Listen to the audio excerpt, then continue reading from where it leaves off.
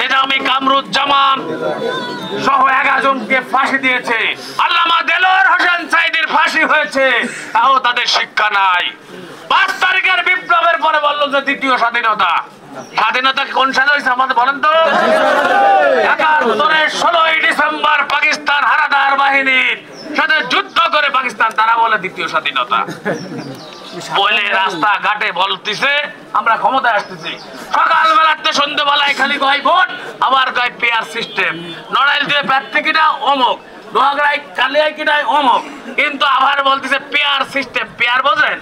তাহলে আপনারা ভোট দিলেন, ওই কুমিল্লাতে আইসে একজন বলল যে আমি হাক্কানি অমুক আইছি, আমার মার্কা ছিল অমুক, আপনাদের এমপি। আপনারা যাবেন? আলোক দিয়েছেন ভাই?